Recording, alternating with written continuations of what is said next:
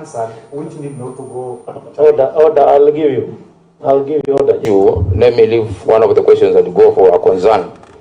I believe the action taken has, in a way, opened up our security agencies to unnecessary scrutiny.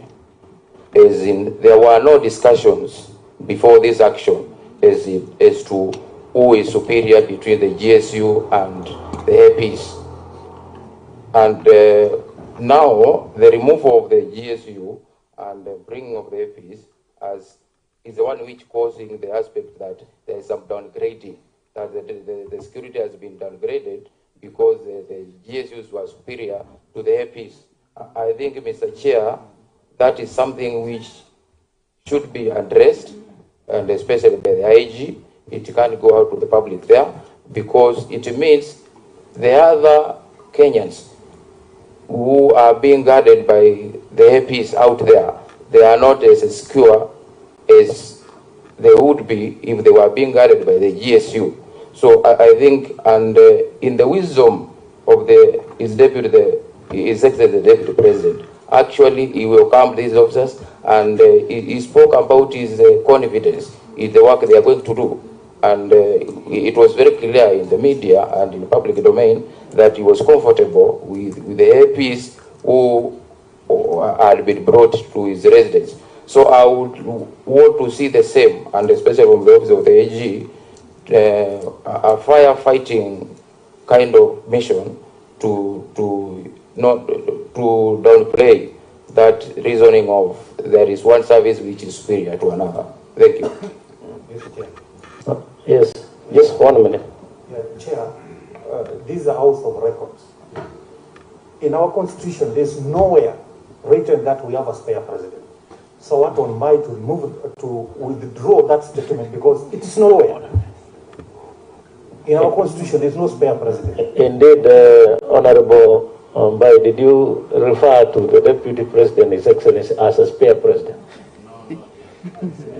I never did, Chair. Yeah, so if in case he did, then I order that we expunge that from the records.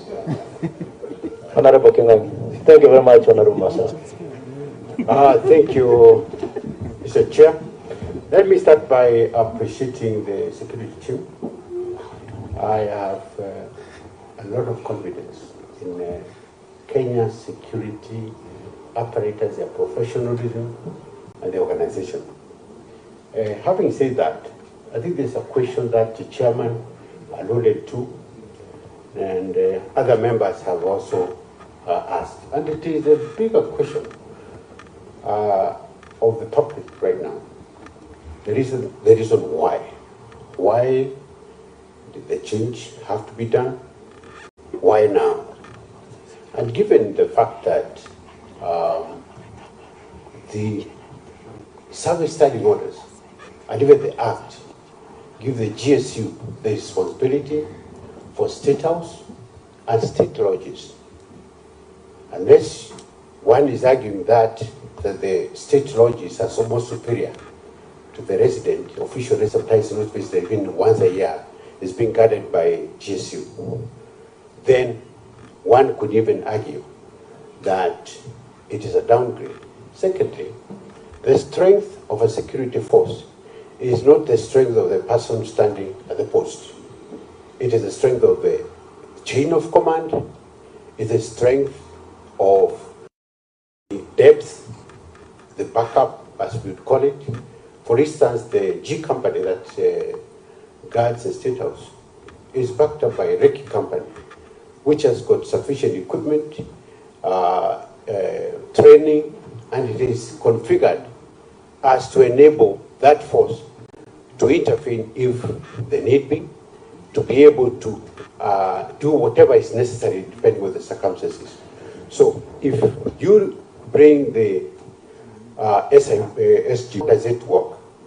So the question why it was done, I think it's still pertinent, and I think it's a big question in the minds of the public. Finally, I don't want to dwell into this. I think the as much as we talk about the inner security layer and the outer layer, it has been tradition, and it is also captured in the Act and the standing orders that the GSU does protect. So I don't believe, and I would like to be explained to how. So my question is, why? Thank you. Yeah, I hear that the bigger question around it is, are there GSU officers guarding the residence of the Deputy President? And I think I hear that everybody, and it's cutting across all members. Let me clarify. Yes. The second layer, because that's the argument, that the second layer has been changed, the inner layer has not been changed. The second layer State House is to GSU G Company, backed up by the RIC. And it would make sense. It would make sense when the second layer was GSU, backed up by the same RIC company, which has the capability and training to back up. I get it. Now the police chiefs are here. They'll be able to take that up. The last one was Honorable Muji. But a point of order, Chair, I'll be asking my questions. What is out of order? Regarded as same officers as the residents of the Deputy President, there should be reference to the law and the standing order of the Deputy President, not the residents of the Deputy President. Yes, in fact, I had wanted that to come from the Honorable CS so that they can give us details. I had that question, but let him clarify on that. Honorable Ambu. Thank you very much, Chair. I will actually start my question from where Honorable Kaluma has just gone in. I wanted to ask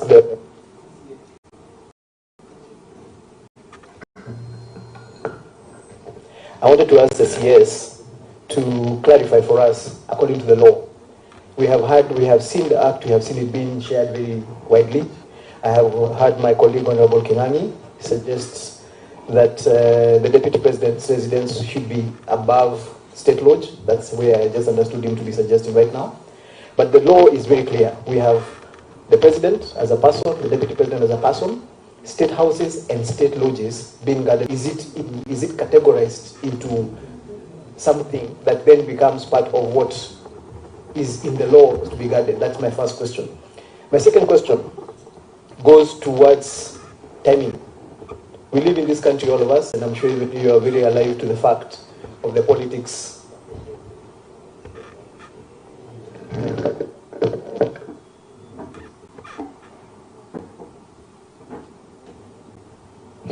Thank you. I think this is better. But I'm sure you had the first question, so I'll just go to the second one. We live in the country where we are very alive to the politics of the day, and I'm sure you knew that the decision you made was going to be politicized. And I wonder whether you actually factored in how you are going to deal with that. In this time and age, there are going to be people who are going to take a decision like that and make political capital out of it.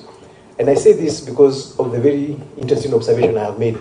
The principal himself, in this case, who is the Deputy President, is on record every single day are using this to play politics with. And so the question now I have on this, my second question, you will allow me. You will allow him to finish, just like you are allowed to finish. Yes, like you are allowed. I think there is something that should not continue. Honorable Mbai, I allowed you to finish, and then I took the point of order.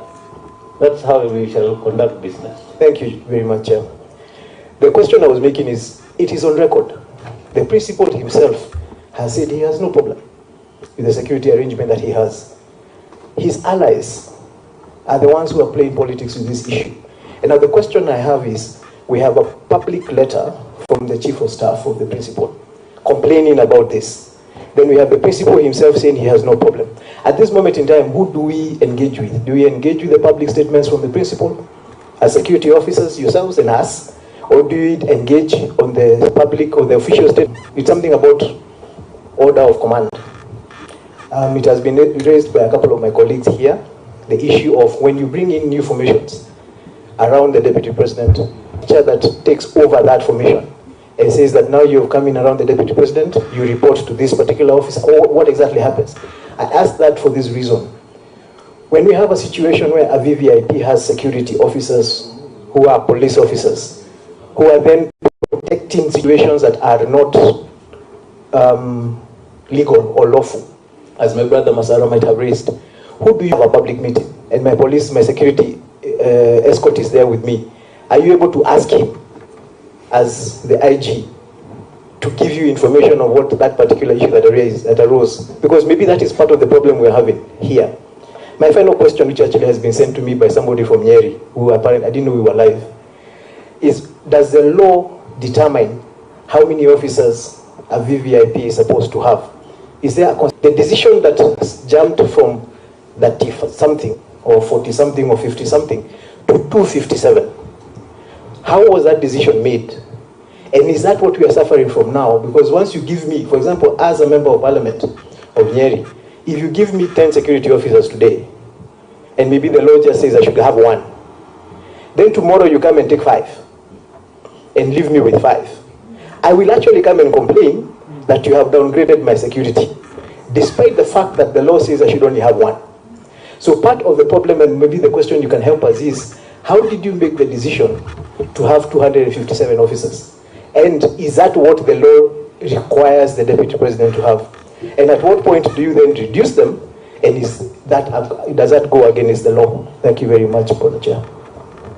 Thank you very much, Honorable Mujiri. And I think I asked that question from the onset. Another question that is troubling everybody, including I asked whether if I want to beef up mine, you can allow that to happen, and you skipped it. Maybe this time around you will be able to address it.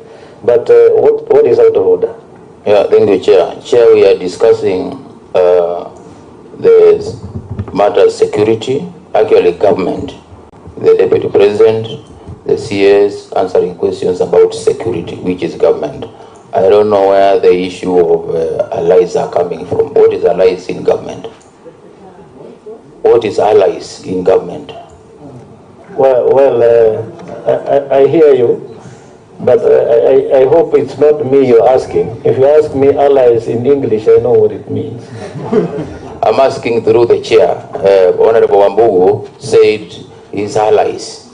So I'm wondering, we are discussing government and security and the Deputy President. What is his allies? What are allies, Honorable Mujiri Wambugu? What are allies? Thank you very much, Chair. I'm actually very happy to answer that question. The reason we are seated here, just explain who allies are. The reason we are seated here is that of allies. There was a complaint that was public. That is what has raised us, given us the opportunity to, made us actually summon the CS and his team. That complaint has been public. The allies are the people who are associated with the Deputy President, his friends who are looking out for his interests. And I don't think it's a bad thing. I think it's actually a good thing. Yes, I think, and this he alluded to, and this is very important, Honorable CS. He alluded to a letter written to IG of Police by the Chief of Staff, and I think that needs to come out, so that in case, and if indeed it happened, then we also want to deprive you to the contents of that letter. Honorable CS, I think you can go. Thank you very much, Mr. Chairman, sir, and thanks, honorable members, for the questions that you have asked so far. Let me start in the order in which they were raised. The question that Honorable Mbai asked is about downgrading and whether or not we should comment about this. Let me be very frank as a public officer and the minister in charge of security in the country. Most of the debate that is going on about this, and anyone you hear talking about downgrading, definitely displays some measure of very frustrating ignorance. For example, the IG has got over 13 other units, some of them crack units that he could draw from in providing support to the Deputy President's security. When the Deputy President moves, for example, to some parts of the country, if the IG feels that he needs to bring in SOG or QRT or so on, you see people are raising questions. Many of the people who are debating these things, first of all, don't understand the entirety of the formations of the police service. They don't understand the strengths and the capacities that we have and the training and the capacities of all the other formations. So people have just proceeded from a propagandist easy point of saying you're downgrading the security of the Deputy President and so on. We're not looking at the facts as they are. In that layer too that I've used to demonstrate to you that we actually call these in operational terms support services, because the core team that is supposed to protect the deputy president is the presidential escort. This is what is prepared to protect the deputy president. Whether he is driving, walking, flying, what have you, these are the people, it's intact, he's protected. Then support services, the IG has got over 13 units to draw from to provide support services. What tells you that this unit is stronger or weaker than the other one? And over a period of time, given the resources that we have deployed, there are other units that actually you do not know of that probably have got stronger and even better capabilities to do certain things. Because let's look at Article 10 of the National Police Service Act. It's very clear. The IG shall determine the distribution and deployment of officers in the service. And how does the IG determine? He uses the information that is given. He uses the intelligence that he receives. And from time to time, he will make certain changes. Why are we second-guessing the IG in the decisions that he has made, when he has made so many of that decisions, of such decisions in the past on other areas? And we have demonstrated clearly that the deployment in terms of personnel and asset that we have given to protect this office and the holder of this office is very strong. In fact, Mr. Chairman, some small counties in this country, like Vihiga and Nyamira, for example, probably don't have this kind of deployment, and in terms of even assets, as it were, in providing the support that we are providing to this office. So the question of downgrade, and sorry, what did you say? I'm saying that there are some counties that are smaller in the country. The smaller counties like Vihiga, for example, probably don't have the strength of deployment and capacities and assets such as we have deployed to protect the holder of this office. So when people jump up and say, oh, there's downgrade and so on, in quality and operational terms, you'll have to go into an operation room and listen to the director of operations tell you everything about this before you make that kind of conclusion. I want to state here again categorically, for the record, there has not been any downgrade of the security of the deputy president, period.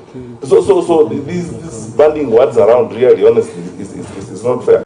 Why was this done? I explained to Mr. Chairman. I am willing to discuss that, but I can't discuss it in an open meeting. Because that is tantamount to sharing the notes of the National Security Council or the Minister of the Council in an open meeting like this, and I have no clearance to do that. Why and the background to this rearrangement, I cannot discuss in an open meeting, because I'll be going deep into an operational issue. Are you able to discuss in camera if you have clearance? You have the clearance to discuss in camera. If you provide... This is the committee that oversees the issues of security. If you provide an in-camera proceeding, maybe I will discuss that. I will be able to explain the background to that. But I can't explain it in an open meeting like this, because now I'll be moving into the realm of operational issues. And then my colleagues here, the heads of the agencies, will not allow me to go into operational issues in an open meeting like this. It's clear. Let's just be very frank with each other, Mr. Chairman, honorable members. The deputy president's residence is not a state lodge. It is not a state house. The law is very clear. It's black and white. It's a residence. It's a residence of the deputy president. It's not a state lodge. It's not a state house. There's some things which look or sound politically sensible, but frankly, when you go by the law, they don't. How would you come up and use phrases such as are being used and so on? The framers of the Constitution, you are the legislators. Give me a law to work with on this basis. Give me a law that designates the residence of the deputy president and makes it a state law. Then, on the basis of that law, I will gazette it. The gazettement of state lodges is very clear. The law is clear. The record is there. The state lodges and state houses that are supposed to be protected by GSU. The residence of the deputy president is neither a state lodge nor a state house. Sasa mimi nafikiri hapo, Mr. Chairman, ni sawa. Just proceed with the rest. Yeah. So the question of the politics of the decision that we made. We are public servants. We are public servants. We work in a manner that we know we are going to be accountable to the public through members of parliament, through a committee like this. When we take decisions, we don't wake up in the morning and look at the weather and look at this. We make a decision that we believe is right to make at a particular time. We know that there are certain times where some political practice comes with some sympathy addiction. The sympathy addicts who will look for sympathy over anything. And we have watched that sympathy addiction around the country where, people draw sympathy over everything, and so on. But you see, let me ask you a question. As people who expect these wonderful, good people seated on my left here to provide security for you, how would you operate in an environment where they wake up in the morning and check the political temperature, the weather before they make decisions? We believe in making right decisions. And the decisions that are right and necessary will be made, regardless of the time they are made. And as I keep saying, we in the security sector, we don't do this work to be popular. We would rather be right than popular. We want to do what is good for the country, what is good for the officers that we have been given to look after. If I had an opportunity and explained to you, and Mr. Chairman went into details about how this decision was reached you will be very happy with us, because you will know that we have made very serious considerations. And this Inspector General, this gentleman seated to my left here, is a very considerate and very responsible public servant. So to cast aspersions and say, oh, why was this done and so on, this is not a whimsical decision. It was a culmination. It was made after several considerations have been had. But as I say, I can't discuss those considerations in an open meeting unless, you have an in-camera session at which I can discuss that, and I will share with you to an extent about that. The question of responsibility of police officers. Mr. Chairman, this gives me an opportunity to respond to something that everybody asks me all the time. When public officers, for example, when members of government go to court and they are charged, for example, with murder or with very serious crimes, why does the Inspector General withdraw police officers from them? He do that because you don't want to put officers in conflict. Because you cannot get officers and tell them to go and commit a crime, or to accompany you to commit a crime, as it were.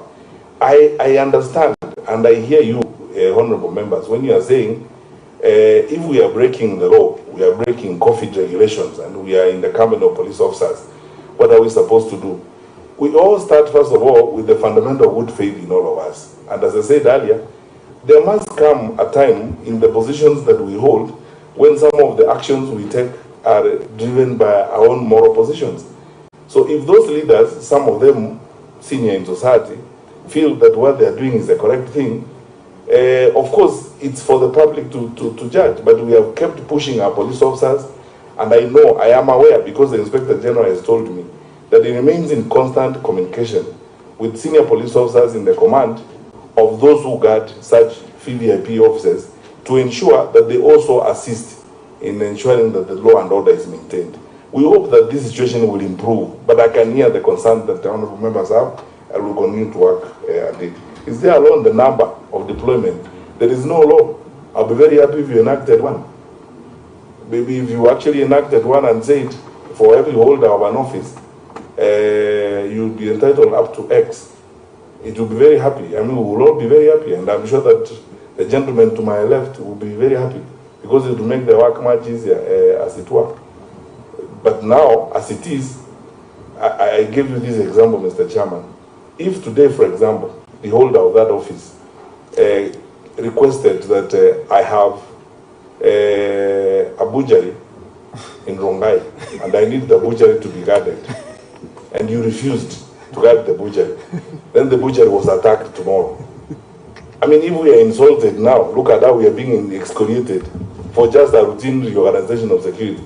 Can you imagine what would happen to us if that happened? So when a request comes, we accede to it. And then we keep moving forward. And all these wonderful men in the police service are doing so in good faith. And the question here then was, up to what extent will you keep on acceding to requests? Up to which number will you then stop? Because as much as you're answering the others, you will now open this line for us to be able to ask for extra police officers or security officers, for that matter. Well, please enact a law. I think let's end the debate there. If you enacted a law that brought about limits, that brought about, talked about numbers, and then we can be able to solve that problem once and for all.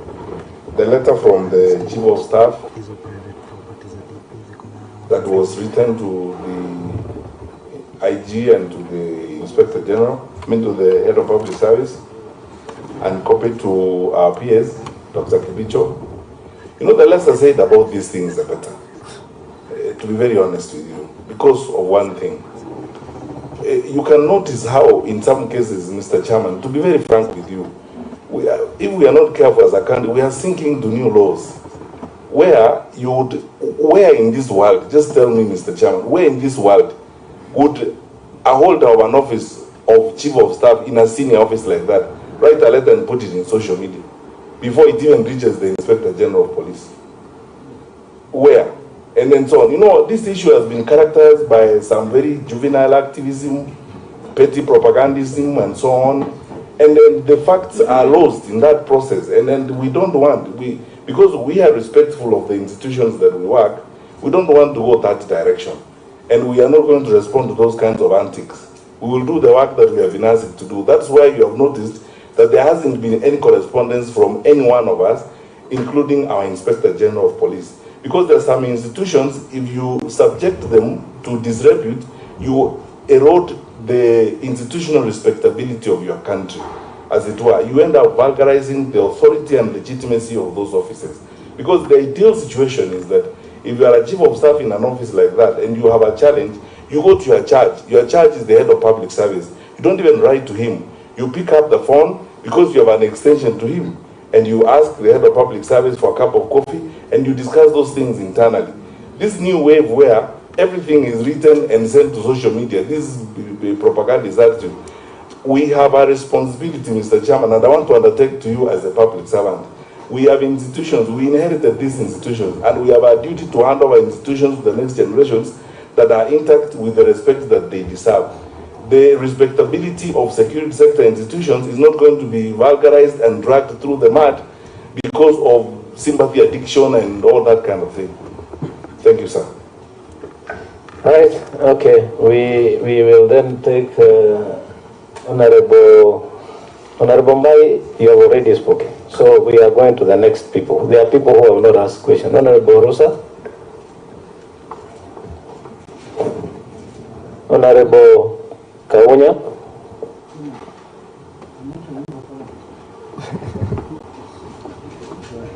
Honorable Sharia. Thank you, Chair. Chair, first of all, I'd like to thank you for having been proactive, given that the matter we are discussing today has really been around and is causing a lot of tensions. I'd like to thank you for having been proactive. In the same breath, I'd like to also thank the CS for giving us such a detailed explanation. The reason why I'm thanking the CS is because information is power. And what is happening today in this country, Mr. Chair, is that we are being governed by propaganda.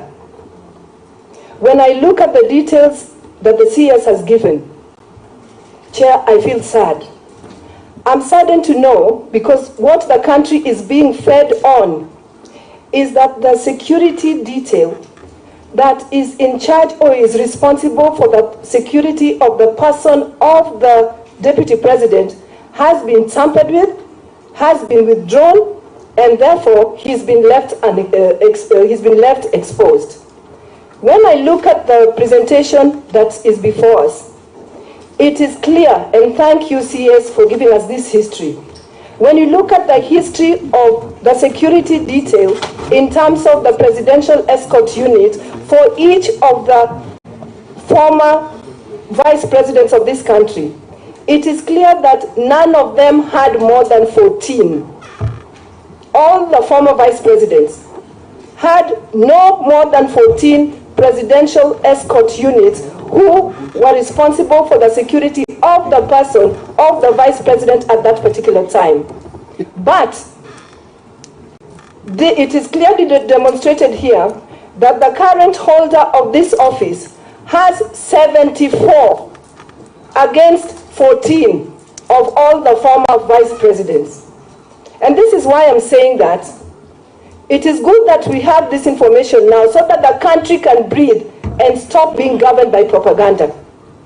When you compare the 74 to the 14, I will go further and look at the security in totality where the current office holder has a total number of 257 or thereabout, either looking after security in his person and also security of his businesses or private businesses. 257 against the highest of 57 of the Honorable Raila Amolo Odinga when he was the Prime Minister at that particular time. So we are comparing 257 with that highest of 57. The reason why I'm bringing up this comparison is just to quell out that propaganda so that Kenyans can actually see the reality that indeed one office has 257. This clearly brings me back to Animal Farm by George Orwell, where it says that indeed we are equal, but some people are more equal than others. And the demonstration here clearly shows that if you are a holder of the office of the Deputy President, you are indeed more equal than any other Kenyan. And Mr. Chair, I'd like to request the CS at this particular point, because I know Kenyans are watching, Kenyans are anxious, Kenyans feel exposed and unprotected. Could you kindly, in a very gentle manner, also let us know that as much as we are discussing the security of the Deputy President's office today, how exposed are these Kenyans? What is the ratio of this police security to the Kenyans? I would like to request for that. I would also, my second question, Chair, and I was quiet when everybody was talking, so I just request members to also give me that opportunity. Honorable Peter Masara. My second question. You let Honorable Rosambu speak, and then you'll ask after that. If there is a point of order. Yes, point of order. That is how we are conducting business. Yes. Please. My second question is I'd like to know from the CS and his office, is there a code of conduct that governs how you carry out your routine responsibility? For example, because everybody is asking, why now? Why now? And we've clearly seen that there was just a rearrangement. Rearrangement to me, coming from a background of being a teacher of English language, does not mean withdrawal. It does not mean downgrading. It is rearrangement. So I would request the CS to kindly let us know, is there a particular code of conduct which should govern your routine actions, so that if you are withdrawing, if you are replacing an AP called Otieno with one called Kipyegon or another one called Wafula, are you bound by a code of conduct which should govern you and make you talk to the officer or talk to the Deputy President's office first before you replace Otieno with Kipyegon, with Wafula, or if there's an Asian, with Yatin? I'd like to know if there's a special code of conduct, and if you actually didn't follow that code of conduct, then why? That should be the question, not why now. Because if it's routine, I imagine that you can carry out your routine activities. But I'd like to know, is there a code of conduct that governs your actions when you have to? Done? Chair, I hope you're going to give us... You have done two questions. You have done two questions, and I don't want to be selfish by doing another one. Yes. But I hope you'll give us an opportunity to speak as Kenyans, as leaders. Because, Chair, I think as leaders we must bear responsibility for this country. The people propagating and the people causing this propaganda and bringing the country into so much tension is nobody else but leaders. Right. But leaders on false information. I hear you. I hear you. So let's do it this way. We finish with the business here, then you know what you can do as a politician, but not in the committee. Yeah. Honorable Kaunya. Point of order, Chair. Before... What is out of order? Thank you very much, Chair. Just 1 minute. What is out of order? Chair, this is a house of record. Honorable, my sister Honorable, we have just mentioned that we are governed by propaganda. The right word is that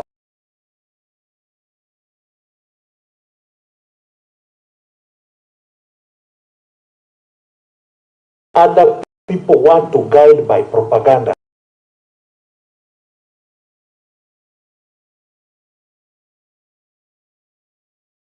We are being guided by the Constitution.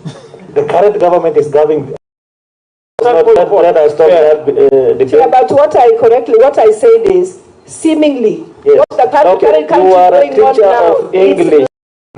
I have two questions.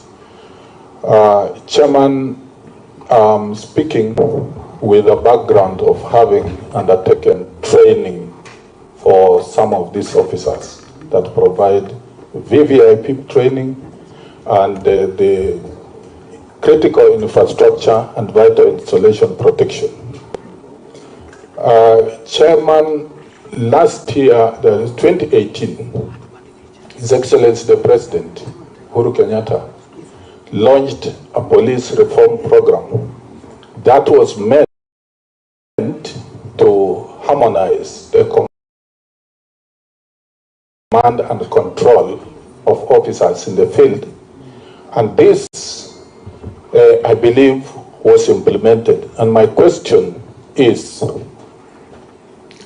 Chairman, my question to our CS is if indeed these reforms took place, and in these reforms, Chairman, you'd recall that under the Constitution, the National Police Service is comprised of two units, the KPS and the APS. The distinctive roles were clearly specified in this arrangement of the reform, where the APS under DIG APS was to undertake that protection, critical infrastructure, the border, our borders under the border patrol units, and of course the protection of the VVIPs fell under that unit. And the Kenya Police Service were to undertake other roles as specified. And these roles, I believe, if that was implemented, and I think that's a question I want to ask the CS, then the question of all these rearrangements is actually, Chairman, misplaced, because the units that are supposed and they have been trained very well on protection of very important people, VVIPs and VIPs, are the Gender Service Unit and the APS. And Chairman, you recall just a week, 2 weeks ago, Chairman, we were at Kanyonya, Chairman, you recall, where we have the Border Patrol Unit and the training. You witnessed the kind of training of the QRT, for example, the Quick Response Unit. Is one of the most well-trained units that actually is supposed to be guarding the president. Now, based on that reorganization, CS, if you can clarify, even for the public, it would really help everybody to understand that aspect. The second question, I believe that our police officers are well professionally trained and they are doing a good job. Of course, they need to be funded in those areas of shortcoming. But, Chairman, there is something that needs to be clarified by the CS. Whether there is a gap in law in terms of the numbers we deploy, more particularly, Chairman, I want to give an example. In America, when Donald Trump was elected to be president, he resigned from all the companies he was guarding. I think there's something not very, very clear about what the CS brought out, that requests for guarding of even a butchery. I think this question has a gap, and I think the CS, if you can clarify, then, Chairman, I would propose as a committee, we come up with amendments to make sure some of those gaps are fixed. Thank you, Chair. Thank you, thank you. I thought you would start by saying you were previous commandant of which college? Chairman, I was commandant of the AP Training College at Embakasi, and some of these officers who have been deployed to guard is the Deputy President are some of the most well-trained internationally, not local training. They are trained internationally.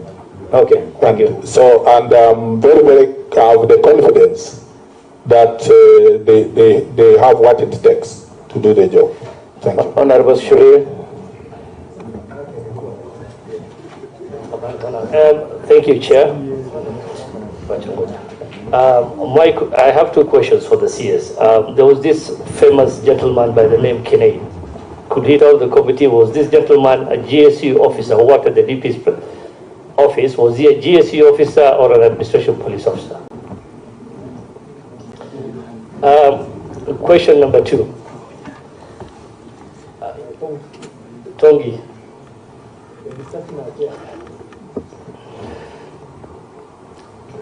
I think he came here because he's from, is it Nyamira Map? No. Let me clarify. He is wanting to ask question, and I'm telling him I received no notice.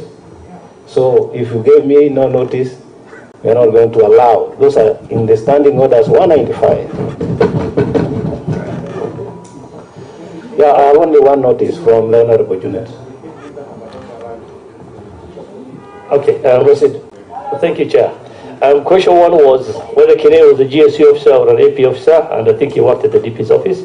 Question two, the CS did mention he cannot share the reasons as why the changes occurred because of operational reasons.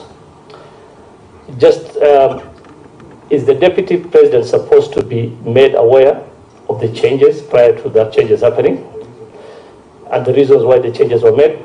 If so, was he briefed prior to the changes being made? Thank you, Chair.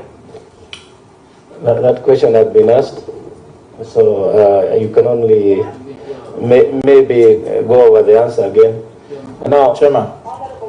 Honorable Bai, because there are people who will not ask questions, and they are members of this committee, and they need to engage. So allow your colleagues. Clarification, Chair, not a new question. Not clarification. Let the others finish. Be fair to them also. We want to take final round because of time. So, Honorable CS, I want to take the remainder of the people so that then you can answer all of it together. Then we come to a close. Is that okay, or is it too heavy? All right, okay. For those who haven't spoken, yes, Honorable Tekla Tum, who is following us virtually. Can you ask your question now? Ask your question now. Honorable Chair, I have 2 or 3 questions and comments. And make it brief because of time. Eh? Yeah, I'll make it, yes. Thank you. What does the Constitution say about the security of the Deputy President? Number 2, was he informed when the officers are removed from his residence? Number 3, Honorable Chair, research, there was a research done, and it has shown that Kenya is number 4 of the people who are having stress levels. Honorable Chair, we are 1 year or less with the elections, and we have to take care of everything we are doing now, even in the security. I normally talk very well of our security apparatus, and I know the CS is very good in his job, and he has to tell the people who are doing the operations, the transfers are not abused, to do things in the right way. Honorable Chair, as politicians, the Deputy President inclusive, have a following, and you cannot control the people in such scenarios. So, Honorable Chair, let's not take things easy. It is not as easy as that. As members of the security, want the security of all Kenyans and the top leadership inclusive. That is my contribution, Honorable Chair. Thank you, Honorable Dr. Tekla Tum. I can confirm that we have had all your questions and the CS has taken note. We will leave you and we'll keep you on so that you can get the answers when he starts replying. Honorable Junet, sorry, it's not Honorable Junet, sorry. for the remainder of the team, the committee, because the standing order say we shall first give the members of the committee, those who are interested, Honorable Kaluma, and then Honorable Vice Chair. Then in that order, after that we'll go to Honorable Junat. I thank you, Chair, and I thank you, CS. Chair, I traveled from Homa Bay to Nairobi by road last night. In fact, I arrived here, Chair, you remember, I communicated with you at 5 a.m. in the morning, believing that the Deputy President was exposed. And Chair, I'm saying this because from the statement I have here, I disturbed my person traveling by road of a person whose security detail is bigger than the entire security detail guarding Homa Bay County. And I think I want to request that in as much as we play politics, we should not play politics with matter security.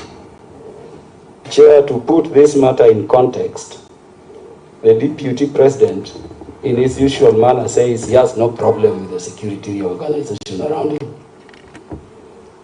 But the politicians around him are saying there is a downgrade and undue exposure. And this, based on that of his chair, is occasioning unnecessary anxiety in public mind. So Chair, my first question or request is that the people around the deputy, some are not just politicians, CS. And in as much as you are saying you should not be bothered by the letter which came from the Chief of Staff of the Deputy President, the public concern about this matter commenced from that letter. Yeah, I saw it on Twitter and I asked what was happening. But I was asking, why didn't the Deputy President's Chief of Staff, knowing the security channels and arrangements, speak with them in a manner that protects the integrity and the professionalism of our security apparatus? So that, Chair, I will be seeking your directions at the end, that in as much as the CS and his team say they are not politicians, they want to do their work and leave it at that, the matter of the conduct of that Chief of Staff in the office of the Deputy President, being an employee under our charge as Parliament, is a matter that must be dealt with.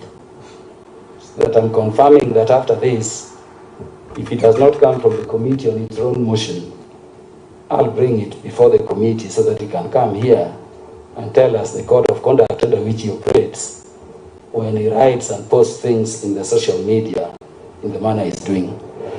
But CS, this matter has been taken as a discourse outside there because the members of the public and the media, which is our main channel of communication, do not take time to understand the law beginning with the Constitution.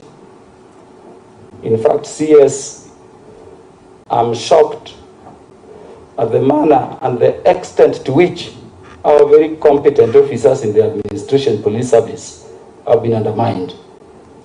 When you hear people comparing our APs to even G4S, I think we don't understand what the administration police service is and the Kenya police are. So I would have requested that because the media is here and Kenyans are watching, you have elaborated not only provisions of the standing order. I think for the sake of the public, you would have, made a few mentions of it. Now that the media is showing these proceedings, and more particularly, Chair, the units which have been created under both Kenya Police Service and Administration Police Service, and what they are in charge of. Because you see, Chair, people have been saying the Deputy President is not being protected. Us in the committee know that the Presidential Escort Unit, which is a unit affiliated to the General Service Unit, is protecting the person of the Deputy President as they do that of the President. you are being told that a change in terms of the officers guarding the residents was a downgrade. What the CS needs to tell the public is when this security of government buildings protection unit was established and its mandate, that people, can understand that there is a unit specific to protection of those critical installations, the government buildings like the deputy's residence. Lastly, CS, if you look at the statement at page 2, you are clarifying who the GSU guards at paragraph 9. It's the president, the deputy president, the state houses and state lodges.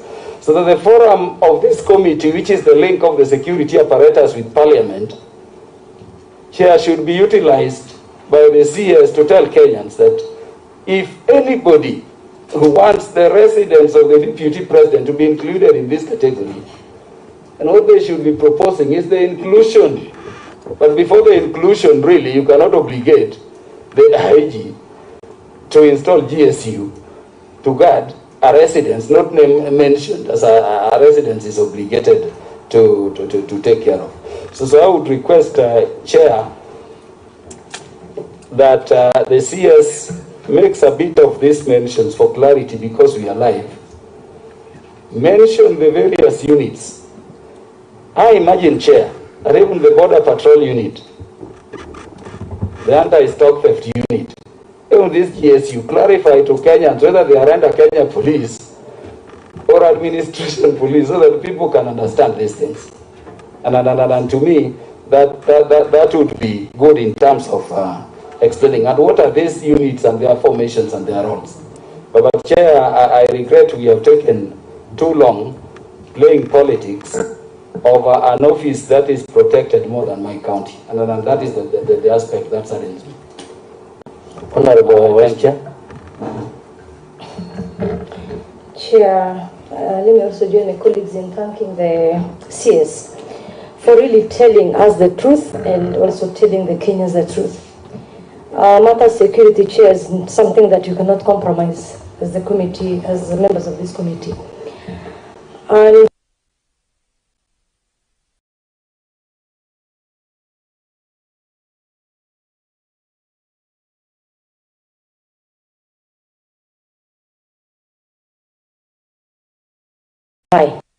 maybe he didn't want Kenyans to know the truth. And thank you, CS, now we know the truth. Just, Chair, I've done a small calculation on police population ratio to the citizens. And I found out it's 1 to 600. 1 to 600. One person has 257 officers, Chair.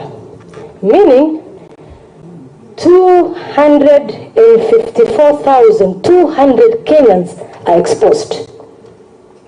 And this is a person who calls himself a hustler. What happens, President, to the IG?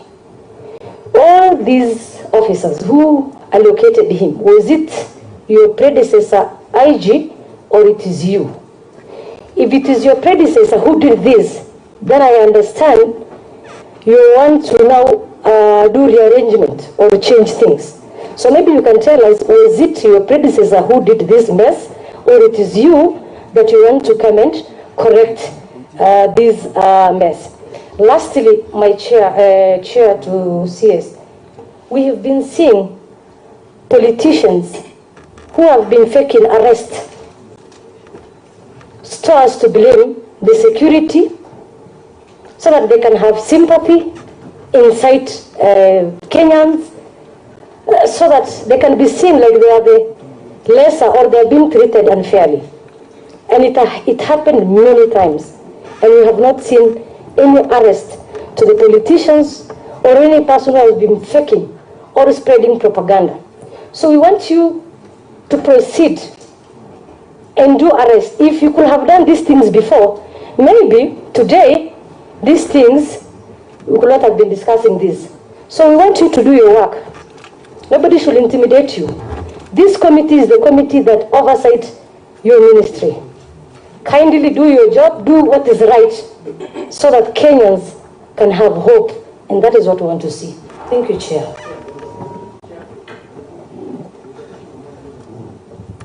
Which question was not answered? Chair, I've just... Your question? There's a question of mine that wasn't answered, that I would hope that he's going to answer. Which is?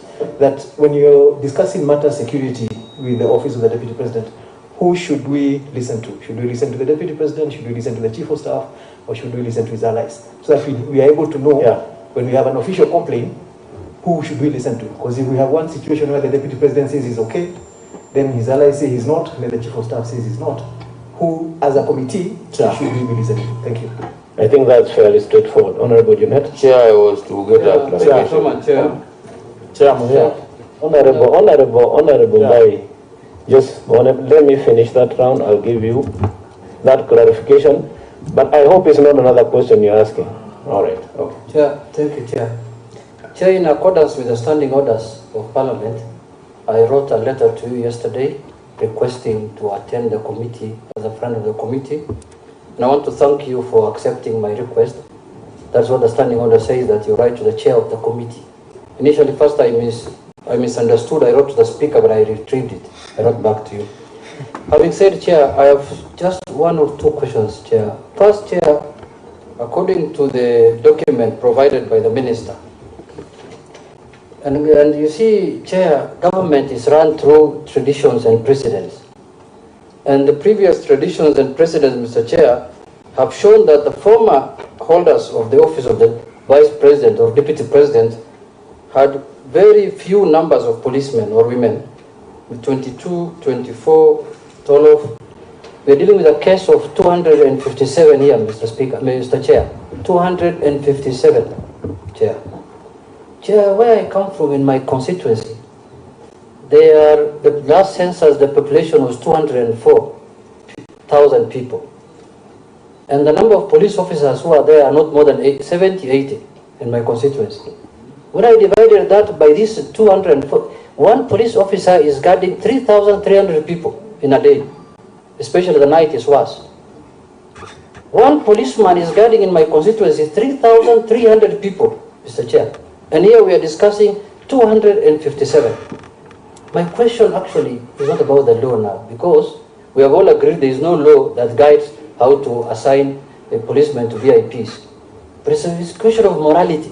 I want to ask the minister in charge of security whether this is moral to give one person 257 and people in my constituency have only 80 police officers with a very junk old police vehicle which you have to push at night when it wants to wake up. Secondly, Mr. Chair, I saw the minister the other time revamping the private sector security, the so-called private sector, G4S and other names. And why I thought he was revamping that private security so that they can guard private enterprises properly, so that they are regulated and private enterprises are safe. Now, when the minister and the idea are deploying policemen to private premises, what will the G4S do? What will these private farms do? Because that is their work. You have taken policemen to butcheries, to guard butcheries. Surely, what will this? We have over 100,000 employees in the private sector, in the private, these private security firms. What will those officers do if you're deploying to every hotel, every butchery, farm in Taita Taveta, 2,500 acres of land with cows? You're deploying policemen there, hotels, policemen, everywhere policemen. What will these private citizens, what will they guard? Mr. Speaker, Mr. Chair. So I want to ask him, how moral is that also? My question is based, laws are made to guide morality. Let's leave laws alone. Let's now go to the morals of our society. Whether it is moral to deploy a policeman to guard your private enterprises, when we have over 100,000 Kenyans who are employed to do the kazi of private security. Lastly, Chair, it's very surprising that we have Kenyans who are not body, theft everywhere, and then you can deploy 257 members of, security members kuchunga shamba ya kuku, shamba ya samaki, nyumba ya mpango ya kando, Chair, I'm done. I don't want to ask another question. The minister must apologize to Kenya, Mr. Speaker. Mr. Chair, why that happened? Honestly, he must apologize. Leave alone removing or deploying. He must tender an apology to Kenyans that it will not happen again. Thank you very much. What are you clarifying, Honorable Mbai? Thank you, Chair. The reason I've been very persistent is, Chair, I've served as an administrative police officer for 14 years. And it pains me when I see the deployment of administrative police officers being termed as a downgrade. It can't be. These are officers who are highly trained. My concern is, we know in the rearrangement, and especially the current president or the deputy president, GSU officers were moved and administrative police officers from actually the right unit, which is supposed to guard the deputy president's residence, were deployed. What never came out clear is about the numbers, because I asked how many GSU officers were moved and how many administration police officers from the SGB were deployed. Yeah, I remember, yes. Thank you. It's also straightforward, Honorable CS. I'll allow you then to have a go at the answers. Then the tail end, we will ask you to do the remarks after we have listened to the answers. And remember, there are questions that you have not tackled, like Honorable Mbugu's, that one from Honorable Mbai. You're also in the process. Answer them. Even I'm here. Thank you. Order, Honorable Robbie. Yes. I've been raising my hand. You raise your hand, but you don't belong to this committee. And I hope you have not come to create a drama. No, I'm not. Yes, we have standing orders. And the standing orders dictate, Honorable Mbai, that you write to the chair 24 hours before. Chairman, I notified you yesterday. Listen to me. You write to the chair 24 hours before and even indicate the subject matter you want to address. So we have done well to allow you to listen. That is good enough. Chairman, I wanted beyond that, if you then proceed to disrupt this committee, I'm not disrupting. We will follow the standing orders. I'm not disrupting. Okay. So you listen to what is going on and allow me to take your call. This committee chair. Honorable Robbie, please. Honorable Robbie. Honorable Robbie, I'll read the standing orders now. You must be able. I notified you yesterday. Can you bring a copy of that letter? Do you have a letter? It's all right. You have a letter. You want to cause drama so that Kenyans can see? Drama, Chair. Yes, then bring the letter. I'm a stickler of processes. Okay. Honorable CS. Thank you, Mr. Chairman. Sir, I will do my best to go over all the questions. We try to take as meticulous notes to my peers and I so that we don't forget anything. Honorable Rosa, who you asked the question of the police to population ratio, currently is 1 to 600. The UN standard is 1 to 450. We are working hard to get to at least to the UN level standards. The truth of the matter is this, honorable members, as you know, we didn't recruit for about 2 years because of budgetary issues, and because also we wanted to step up the equipment and acquisitions for our security sector so that we are at bar with some of the challenges that we are facing right now. Now that we have resumed again the recruitment, we will be working hard, subject to budget allowing, to ensure that we move fast enough to meeting the standards. And I know that you asked the question in the context of the deployment that we now have explained that we have done with the Office of the Deputy President. I understand, and I think this issue has come up again and again. We, Mr. Chairman and honorable members, we learn through experiences. Now all of us as a country are learning. Because this is intertwined with a question that was asked by another member of parliament. I think it's Honorable Kaluma who said, what happens to, no, it's Honorable Ogu Kaunya who talked about businesses and public office. Because the expectation is that when you are in public office, you're supposed to walk away from private sector responsibilities so that then the two issues don't clash, such as cases we're having to deal with. It tells us one thing, honorable members, there's some work that we still need to do. There's some work we need to do in terms of tightening the law. There's some work we need to do in terms of looking at Chapter 6 and tightening our responsibilities, because quite clearly there is an overlap or the clash between business and public office sometimes can cause challenges such as we are dealing with. But again, on this particular score, I plead for my colleagues, the heads of the security agencies. If you are the Inspector General and you receive a request of this kind, it becomes very difficult to say no.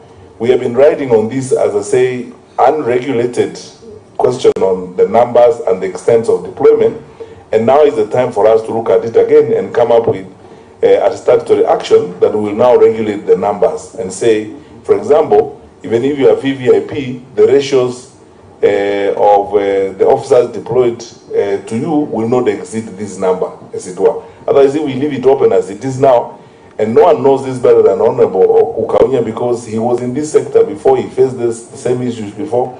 If we leave it open like that, these issues will keep recurring, and you can see clearly the propensity to abuse this is real.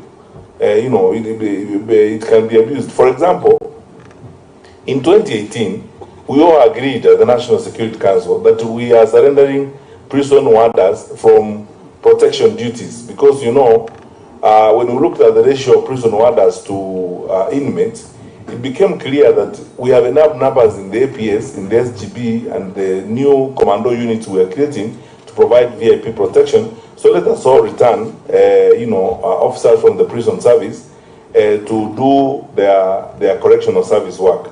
But you can see still, even in the contingent that is guarding the office of the Deputy President, we have about 13 officers from the prison service. So unless there is a strict and stringent regulation and enactment of the same, and then we enforce it, all of us, so that it applies across the board, we'll keep encountering these challenges as we go along. Is there a special code of conduct on how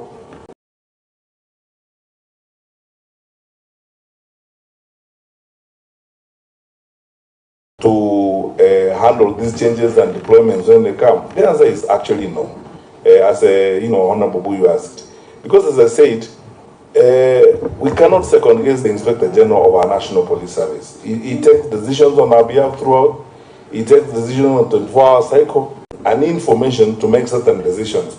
So we cannot require him that if I want an officer from my ethnic community, you must write to me and then I get the letter and so on.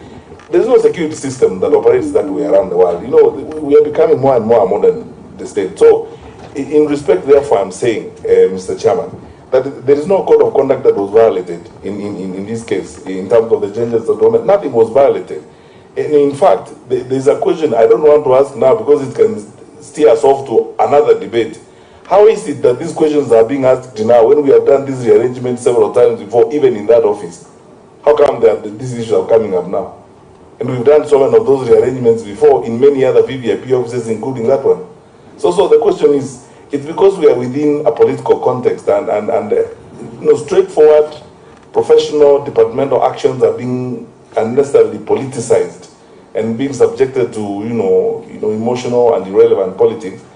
Unfortunately, to the detriment of the stability of the country. But I think on a balance of probabilities going forward, after the clarifications we have made today, we're all going to be aligned on this, because facts are as they are, things are clear to everybody. There is no downgrade of anything here. We are doing what we must do, and we are continuing. But I cannot plead with you enough as a committee that we need statutory action on these issues of ratios, even for VVIPs and numbers and so on. Otherwise, you're going to force police officers to open an OB for chicken. You are putting police officers to guard a poultry farm, so they will now be running an OB there for chicken. This chicken arrived at this time, they arrived this time, and so on. It's a joke in the long run. We are not, going to be organized in that kind of manner. Honorable Ukaunya asked the question about police reforms and the unified command. It's a question of the unified command. As you know, and Mr. Chairman, indulge me to say this is more or less like a personal comment, that every time you listen to somebody like Honorable Kaunya speak, you feel the pleasure of a knowledgeable person because he's speaking from a position of knowledge. If people were debating these issues from that kind of position, we wouldn't even be having this kind of hula baloo around the country. It's because, you see, the quest for a unified command was intended to make police effective, efficient in the delivery of service, but also, again, to grow our capacities to deal with our dynamic challenges in the security sector. That is why, for example, when we came up with an all-women commando team, that is now making headlines and doing us great stuff, is because we wanted to have this integrated, prepared, because there are circumstances where we need to deploy special units of that kind, as it were. The unified command is a journey, Honorable Kaunya. It is not going to happen in 1 year or 2 years or 3 years. Even we internally are having a debate, because since 2018, when His Excellency the President directed this and began this phase of working on a unified command, we worked on this for about 3 years, and sometimes we step back and ask ourselves the question, is it working well for us? For example, how does it relate to Ngao? And how does it relate to deployment? Is it interfering with what we are doing? The questions abound. But we are just about to begin reviewing, the implementation of this for the last 3 years. I know issues will come up, or some things we need to change, as it were. But it is a journey, it's something we're working towards. But now, and I think that's what you're referring to, because of that unified command, it is much easier to integrate the various units and various formations to get them to focus on a task at one time. If we have a challenge, for example, at a particular border point, we actually can pull together, for example, ASTU, QRT, Border Patrol, and the GSU, even if it's contingent of, the G company, and deliver on the assignments that we have.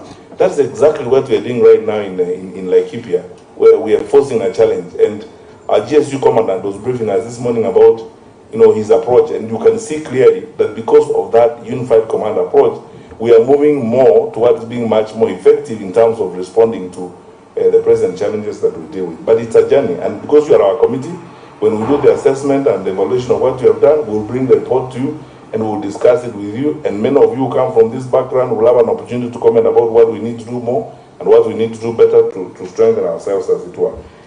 Is there a gap in the law in terms of business and public officers? The answer is yes. And as I've said, you can see the conflict that we are dealing with. It's apparent, it was spoken to very strongly by Honorable Rosa Buyu and Honorable Kaunya. It's some of the reasons why we are facing the challenges. Honorable, the late Sergeant Kenei came from AP, and he was part of the staff, 40 strong personnel from the AP at the Arambe House Annex, which is the office of the Deputy President. I think that's a direct answer, and that is it. Was the DP made aware? This was asked by Honorable Tekla, and I think I answered this question earlier, Mr. Chairman. There is a distinction. There is what you may call a fundamental change, and there is what is routine and quasi-routine. Just imagine if every day you are reorganizing, you are doing deployment. I gave you a classic example. Forget about the person of the DP and somebody who occupies the office of the DP. Just let's take a routine office like a regional commissioner. If every time you are doing rearrangement, the Inspector General is doing rearrangement of the police command in Nairobi, he has to keep writing and so on. Meaning it's unnecessarily laborious, as it were, because all of us work in this context and all the actors who are supposed to be there know what needs to happen. There was nothing major that was being done here. And as I said clearly, if we weren't in this political context where we are, no one would even be talking about it. And actually, some of this rearrangement has been done before, even in that office. But it has not raised this kind of hula and so on. Just because of the political environment in which we are, and now, anything goes, as it were.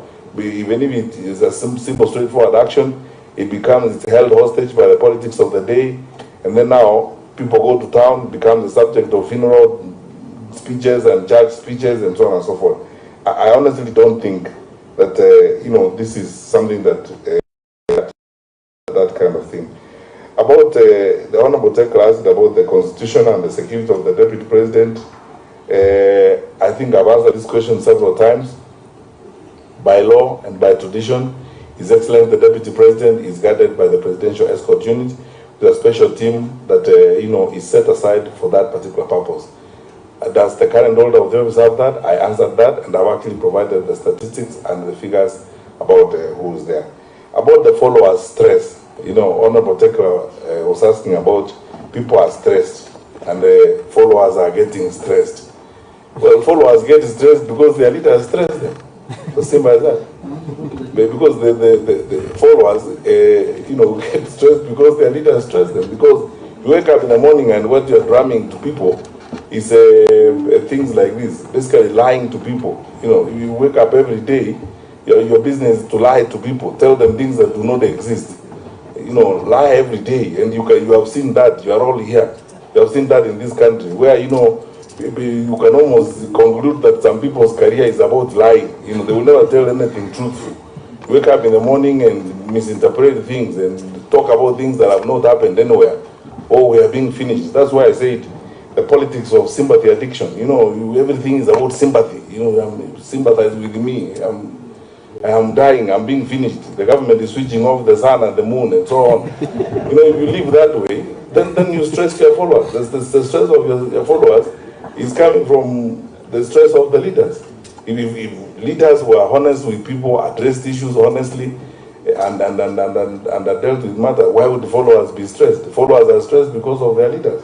That is my view, and that's what I will tell Honorable Tekla. That let people address the issues in a dispassionate manner, in a very clear and objective manner, and there will be no issue about it. Honorable Ngunjiri is worried, so who do we trust when it comes to issues of security and so on? I would like to reiterate this position, which has been made clear by many people, many greater people and greater minds than myself and my colleagues before you this morning. But we are leaders for a season. We have been given an opportunity to make a contribution to our country for a season. We are not going to be here forever. I am, I think, the 12th or 13th Minister of Interior. There will be a 14th, a 15th, and even 64th Minister of Interior in Kenya. While we have the opportunity, we do what is right for our people and what is right for the country. And the formal communications and formal channels of engagement are clear to everybody, that we address each other with a measure of respect. But Mr. Chairman, let me say this, and this was spoken to very eloquently by Honorable Kaluma. Nothing will sustain us than protecting institutions that have been created by the Constitution and by the law. And institutions are bigger than all of us. But you see, if you get engaged in subverting institutions and undermining institutions from time to time, it becomes a challenge, as it were. So who do we believe? We will believe formal, proper, truthful, factual communication from an office. That's what we will believe. And there are structures. This is a government that is about over 6 decades old. We have found a tradition. This country has been managed by people since 1963 to this day, and they have established traditions of engagement and how you conduct government business. If you have a challenge, you go to your supervisors and discuss it with them. You don't write letters, using street language, and then you put it in social media, and then you engage in cheap populism, throwing an irrelevant tantrum, in the hope of gaining sympathy. You're basically playing for sympathy, and not caring about the country as it were. So, Honorable Mujiri, who do we believe? We believe formal, factual, truthful communication that respects the structures of government, knowing as we do, and as we must at all times, that we are only individuals. We are here today, tomorrow we are gone, and then we must hand over to the generations that come after us the institutions that were handed to us. Honorable Junet asked the question, is it moral, the situation that we have right now? I think as a honest public servant, I would be pretending if I didn't honestly say, I also don't think it's moral, what we have right now. I am as chastised as everyone else is on this particular matter.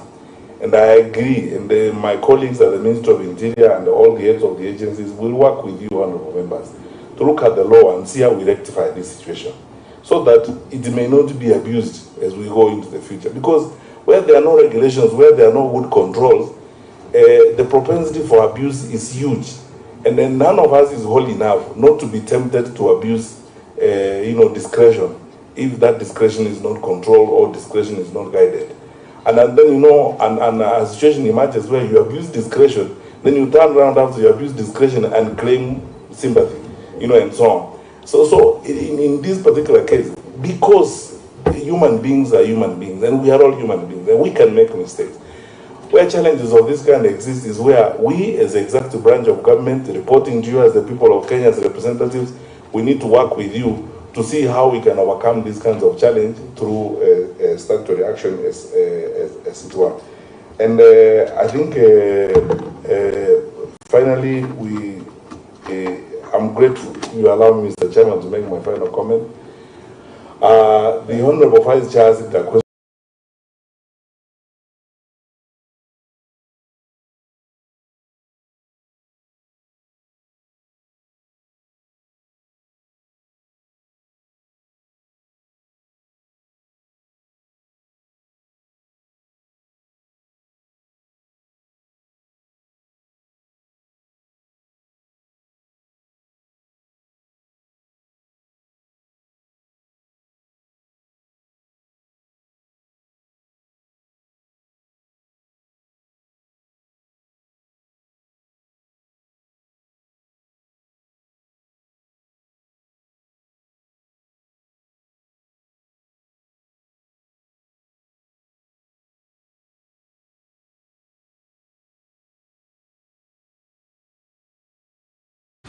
We are not in these jobs to be popular. We are here to do the right thing, and I will do the right thing. We must sort this thing out. Honorable members, hapa lazima tukubaliane. We have to sort this thing out. So, Golosh, I am sorting it out. That's what we are trying to do. I wish this gentleman was cooperative in the manner in which the facts are clear to him. And as I told you, Mr. Chairman, I will bring the file to you so that you peruse it yourself and see what we are talking about.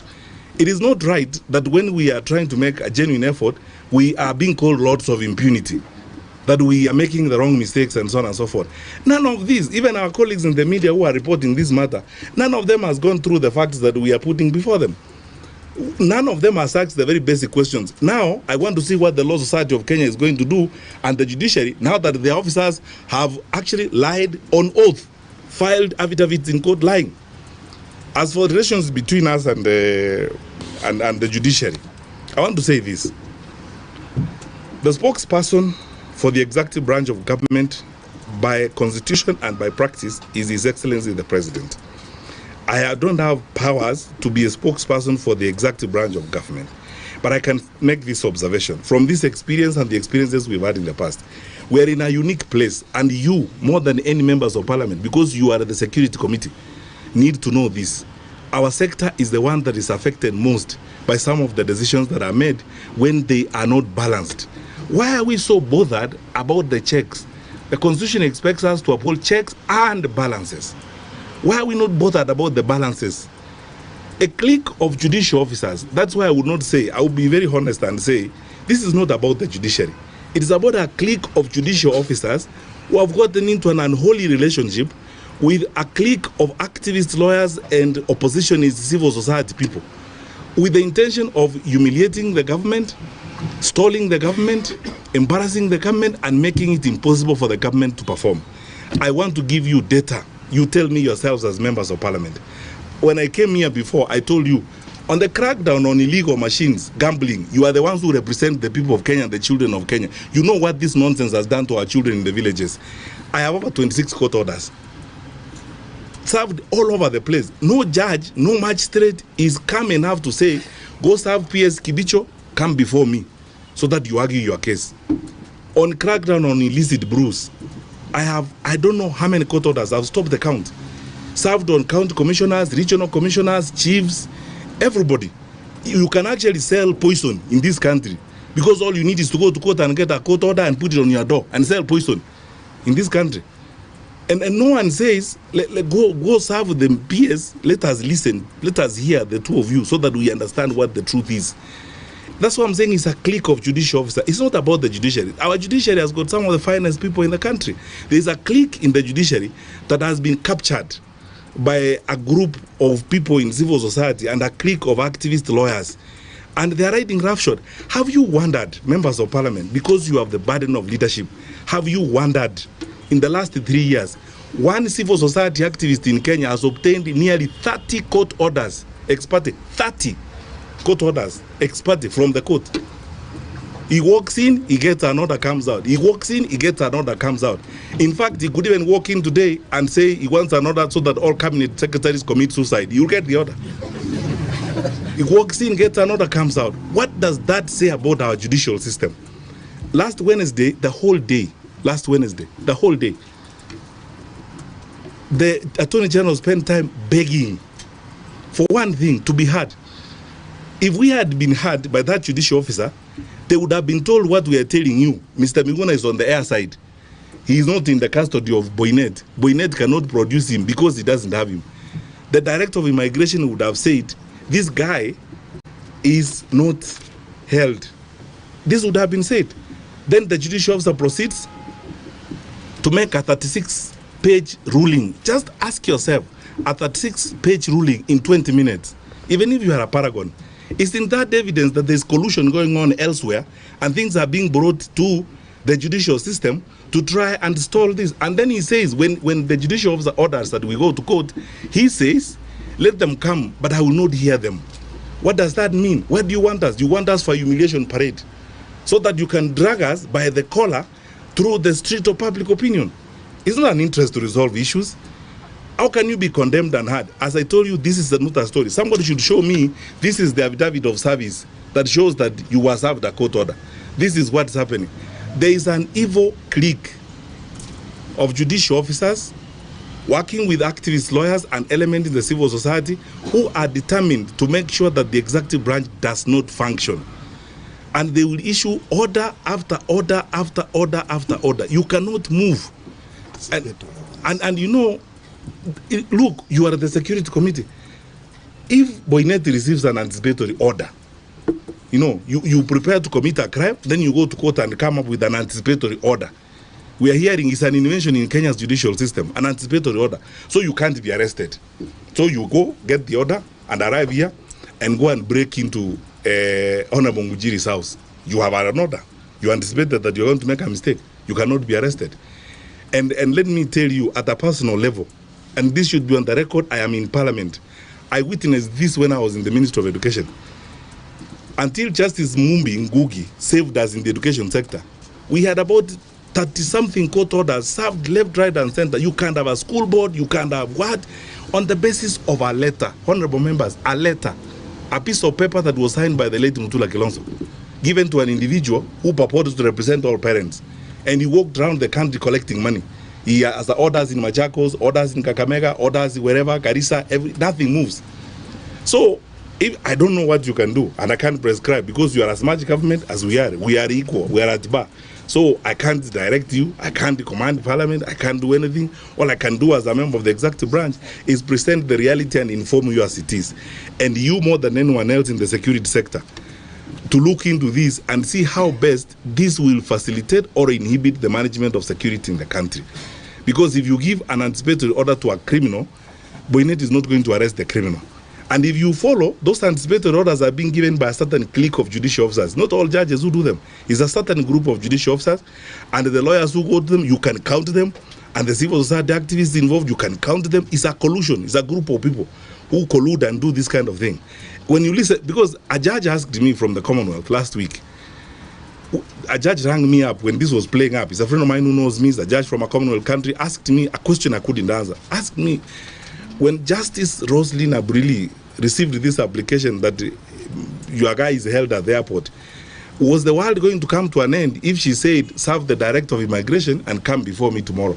Was the world going to come to an end? Because that way, the director of immigration would have explained what was going on.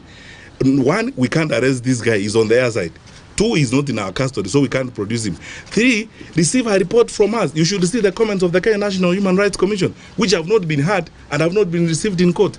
So you have one order issued on top of another order and so on and so forth. And it's like a race within this clique of judicial officers. It's like a race on who can humiliate the executive more, who can embarrass the executive more. The more you can injunct the executive, the more you can stall the executive, the higher the officials you can embarrass, the more heroic you become. That's all I can say on that point. And lastly, the point is this, honorable members. I'm not able to comment on what Honorable Tuju said because I didn't see the full program. So I didn't understand the full context in which he said what he said. So it would be unfair, and again, it's the principle of collective responsibility to comment on a reported matter. I would need to see the whole thing so that I'm able to respond to that issue. And then lastly, the issue of going public. You know, we can't go public on everything we do every day. We try to work as diligently as we can and hope that other people will also not only do their work, but will also be honest enough in the manner in which they conduct themselves. Tell me one thing, honorable members as leaders, why wouldn't you want to hear the government? Why on earth wouldn't you want to hear the government on a weighty matter like this? You make final orders, and when the Attorney General comes before you, you say you don't want to hear the Attorney General. When the Attorney General begs and says the Minister and the Inspector General are at the GSU parade, you say the GSU parade is not that important. When they say they have not been served, you say, I've been on TV the whole morning. I was expected to be watching TV at the GSU parade so that I know what has happened. Thank you. Thank you. Before you answer, I want to recognize the presence of and then we have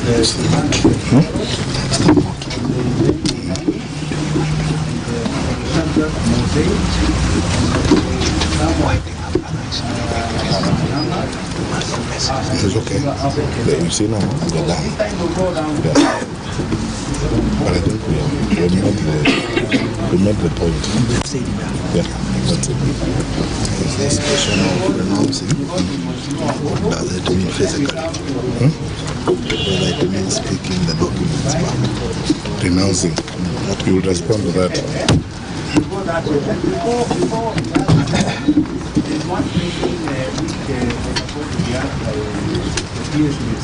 Renouncing. Yes. I want the seers and the praying. That court orders, you would take government at the hosting, really tie down the government, not the hosting. They are not good for the country. It really holds back the country. So I think we have to sit down and see how we can get it. You show even patriotism, you can make us yeah. Not for the country, they are for the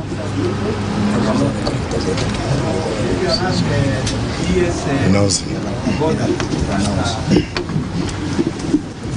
Chair, through the Cabinet Secretary, if you can recall, before the August 2010 new constitution, the government of Kenya only did not allow dual, which means you could not hold citizenship of two nationalities.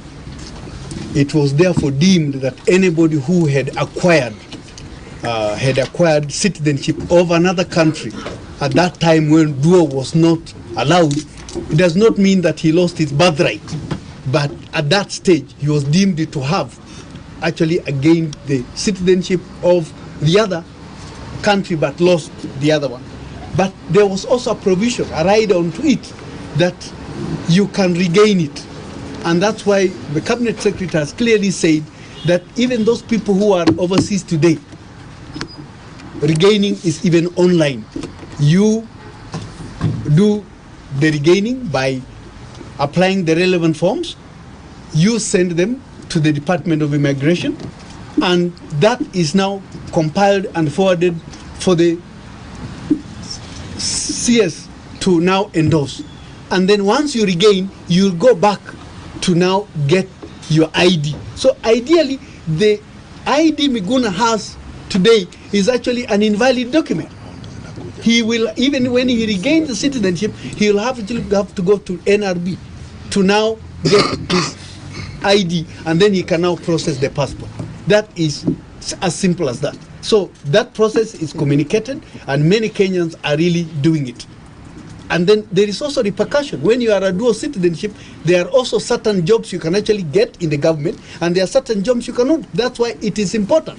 Even after the 2010 constitution, when you are a dual, you are supposed to declare so that the government will know where to engage you. I mean, you may probably not be engaged in security because you are a person who is two-legged. So we cannot really entrust you with a number of things.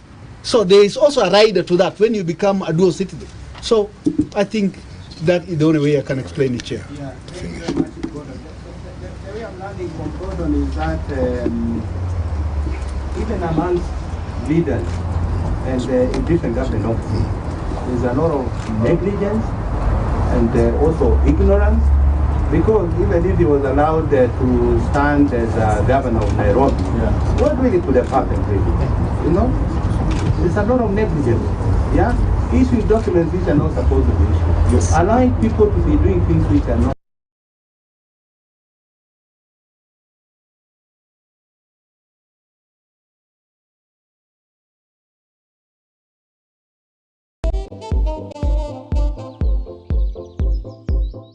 I'm here to give you an elaborate introduction of our speaker this morning.